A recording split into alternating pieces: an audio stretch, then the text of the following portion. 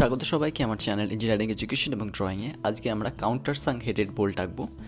কোশ্চেনটা দেখে নিই। Draw a countersunk headed bolt having 20 millimetre diameter with square নেক।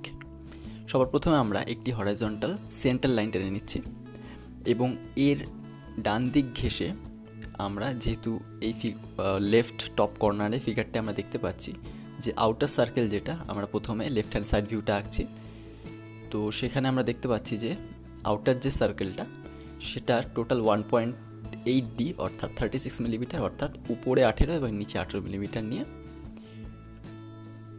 আমরা এটাকে একটি ভার্টিক্যাল অ্যাক্সিস ওখান থেকে টেনে দিচ্ছি। এরপরে আউটার সার্কেলটা টেনে নিলাম। এরপরে ভিতরের যে ইনার সার্কেল যেটা, সেটা আমরা যেহেতু ওটা ডায়ামিটারের সমান, তাই আমরা 10 মিলিমিটারের রেডিয়াস নিয়ে এই ভিতরের যে ইনার কনসেন্ট্রিক সার্কেল এটাকে আঁকলাম।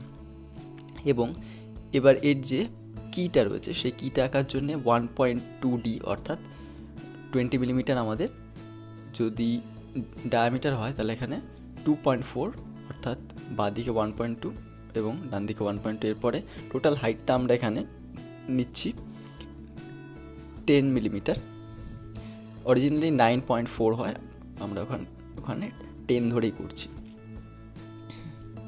তো এরপরে এই লাইনগুলো টেনে দিচ্ছি, ভার্টিক্যাল এই লাইনগুলো এবং হরাইজন্টাল এই লাইনটা টানলে আমাদের কিটা কমপ্লিট হলো। তো এখানে আমরা যে কোনো একটি গ্যাপ নিচ্ছি, যে কোনো নির্দিষ্ট মাপে, এবং ওই লাইন থেকে একটি ভার্টিক্যাল লাইন টানছি। এরপর এখানে আমরা 8-এর মাপ নিচ্ছি।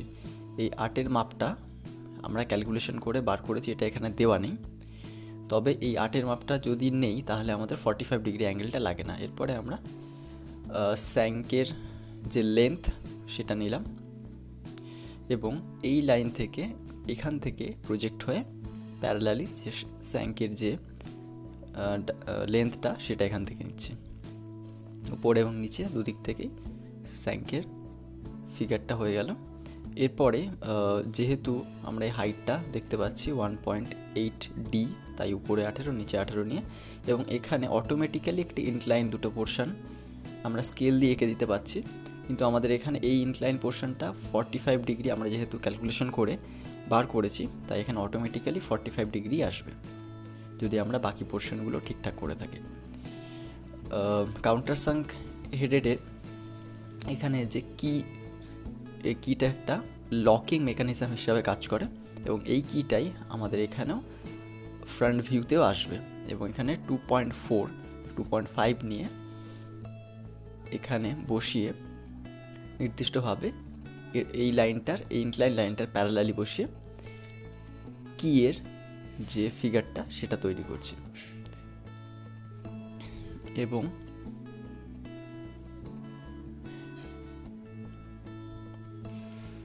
নেক্সট যেটা করছি যে আমাদের এখানে যে ব্রোকেন যে সেকশনটা আছে, যেহেতু বোল্টটা আরও বড় রয়েছে, আমরা এটাকে ব্রোকেন হিসাবে দেখাচ্ছি, তাই এখানে এইভাবে নির্দিষ্টভাবে দেখানো হয়।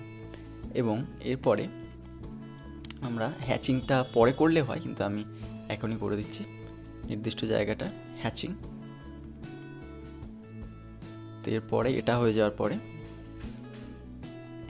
আমরা এখানে যে স্কোয়ার নেক সেটার জন্যে এই নির্দিষ্ট মাপে স্কোয়ার নেকের এখানে একটা জিনিস দেখার, যে আমি এখানে দুটো জিনিসের দুটো লকিং মেকানিজমই একসাথে দেখাচ্ছি তোমাদের বোঝার সুবিধার জন্য, কিন্তু সাধারণত কোনো বোল্টে যদি লকিং মেকানিজম মাত্র একটাই থাকে, এখানে কি এবং স্কোয়ার নেক দুটো একসাথেই দেখাচ্ছি, কিন্তু এটা সাধারণত হয় না, যে কোনো একটা লকিং মেকানিজমে থাকে।